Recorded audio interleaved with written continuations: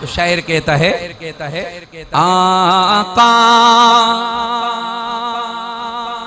یہ میں نے بابری مسجد میں سنائی تھی، قاری صاحب کہتے ایسی آپ نے کہیں پہ بھی نہیں پڑھی، اب اللہ کرے ان کو یہاں پسند آ جائے۔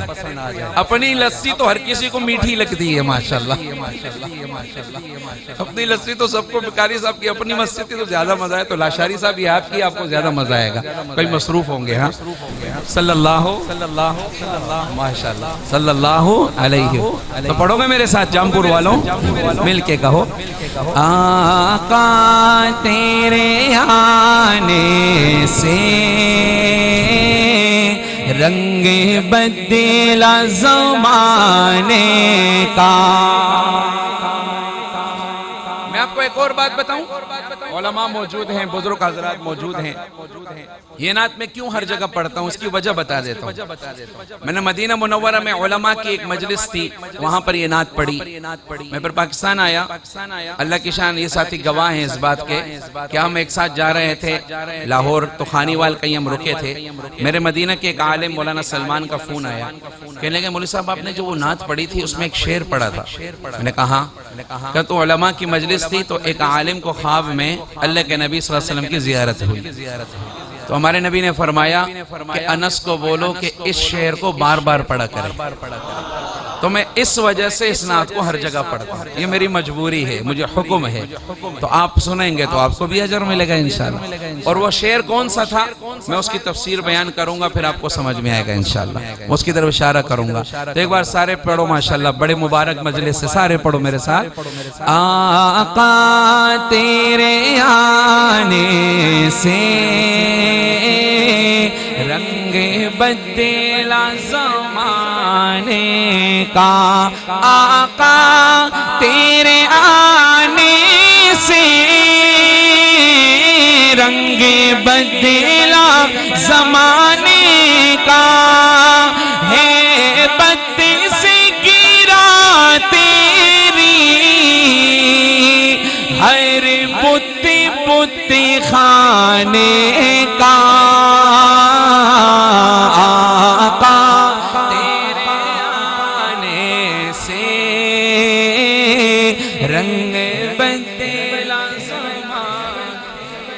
ماشاءاللہ۔ یہ جو سامنے بیٹھے ہو، جو باہر ہیں دیوار کے باہر، جو ہمیں نظر نہیں آ رہے، وہ بھی ہمارے ساتھ پڑھ لو آقا تیرے آنے سے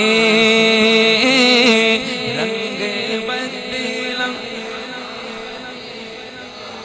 ایک بات یاد آئی، یہ بھی نعت ہے، ہمارے نبی نے جب اعلان نبوت کیا تو مکہ کی گلیوں میں گزر رہے تھے، تو ایک گھر سے رونے کی آواز آتی تھی، آپ جب گزرتے رونے کی آواز آتی، ایک دن آپ ٹھہر گئے، آپ نے دیکھا تو اندر کالے رنگ کا کالا غلام اور چکی پیس رہا ہے، رو رہا ہے۔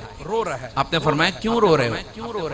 دیکھو یہ تعلیمات سمجھنا، انسانیت کی قدر، وہ کلمہ گو نہیں تھا۔ آپ نے کیوں رو رہے ہو؟ کہنے لگا تھک گیا ہوں، دن بھر کام کراتا ہے میرا مالک مجھ پر، رات کو میں سونے آتا ہوں، یہ گندم رکھ لیتا ہے، کہتے چکی پیسو، مجھے برسوں سے آرام نہیں ملا، اب رو ہی رہا ہوں، کیا کر سکتا ہوں؟ ہم غلام ہیں، ہماری کوئی نہیں سنتا، ہم حق پہ بھی ہوں پھر بھی نہیں سنتا، تو اب رو ہی رہا ہوں، میں کس کو کہوں؟ آپ نے فرمایا میں تمہارے مالک کو سفارش کروں گا، شاید وہ میری بات نہ مانے، چلو میں تمہاری جگہ میں چکی پیس دیتا ہوں، تم آرام کر لو۔ اس نے کہا اچھا، وہ اتنا خوش ہوا، سو گیا، لیٹتے ہی سو گیا۔ آپ نے پوری چکی پیسی، فارغ ہوئے، خاموشی سے چلے گئے، وہ سوتا رہا۔ اگلے دن پھر آپ گئے، وہ چکی پیس رہا تھا، آپ نے کہا آرام کرو، پھر چکی پی۔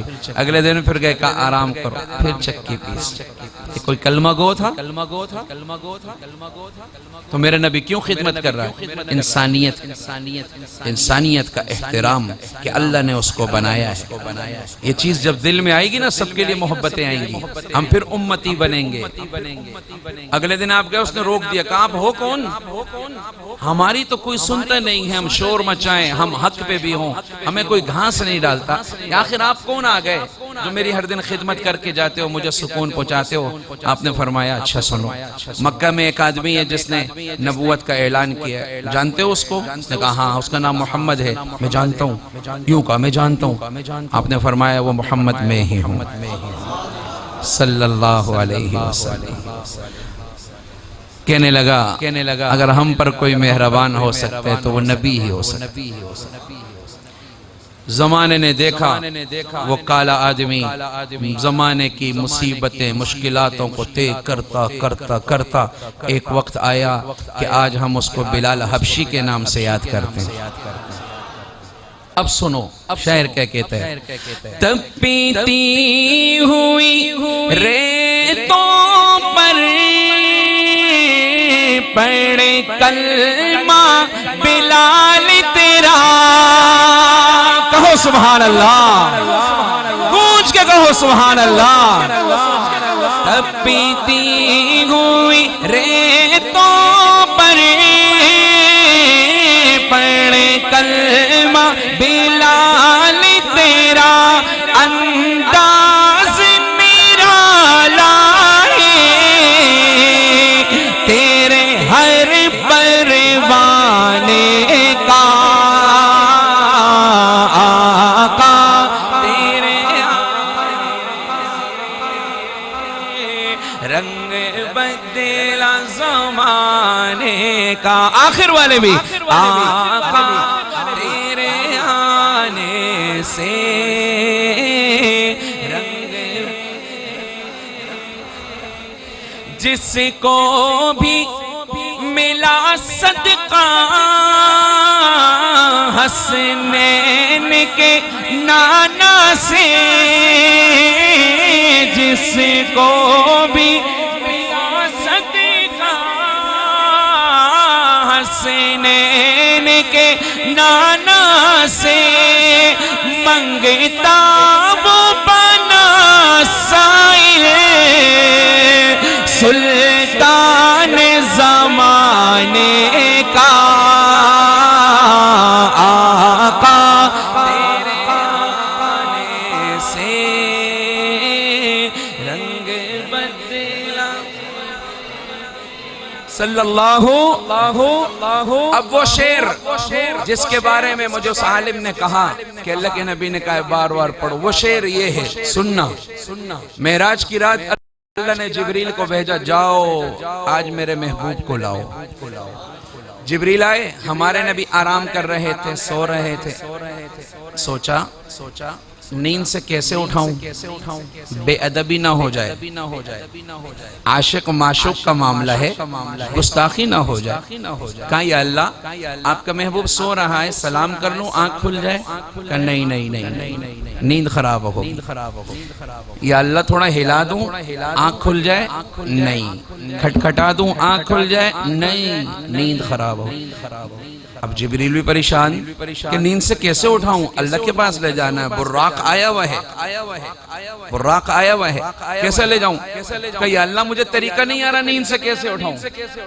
تو جو ہے نیند سے کیسے اٹھاؤں. اللہ نے فرمایا جبریل میں نے تجھے بھیجا ہے, طریقہ بھی میں بتاتا ہوں. کہو نا صلی اللہ. اللہ نے فرمایا جبریل تو ایسے کر, تو چوم لے ماتھے پہ, آنکھ ناک کان ہونٹ گال کہاں کا سن. تو چوم لے طلبوں کو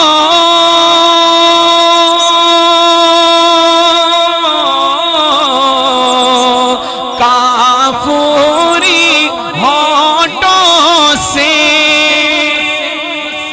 پھر کہو سبحان اللہ. تو چوم لے طلبوں کو کافوری ہونٹوں سے, خود رب نے سکھایا ہے انداز جگانے کا.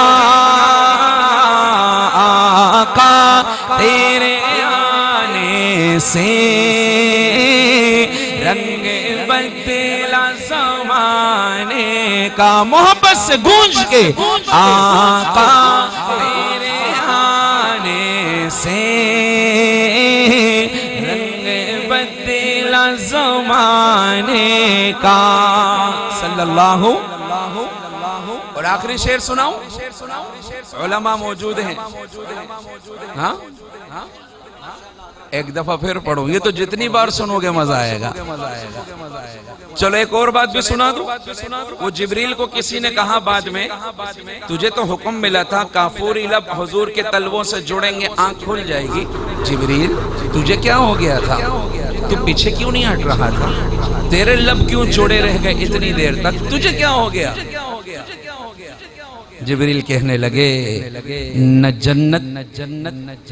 جنت کی گلیوں میں دیکھا، مزہ جو محمد کے تلووں میں دیکھا۔ تو چومی لے تلووں کو کافوری ہونٹوں سے، خود رب نے سکھایا ہے انداز جگانے کا، آقا تیرے آنے سے۔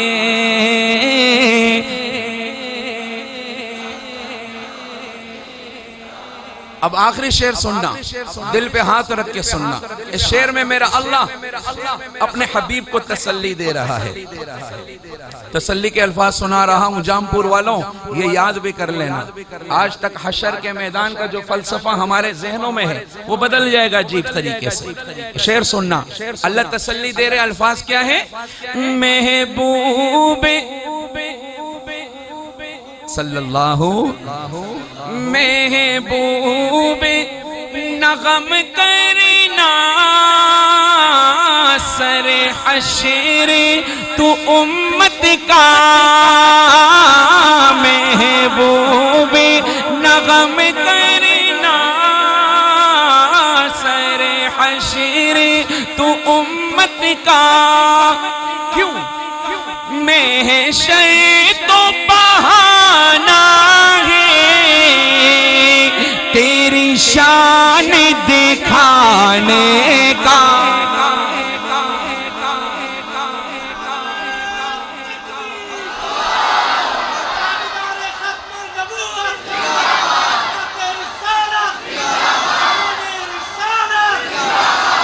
محشر تو بہانہ ہے تیری شان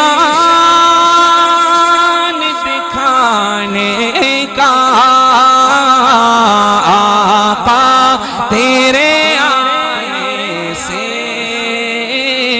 رنگ بدلا زمانہ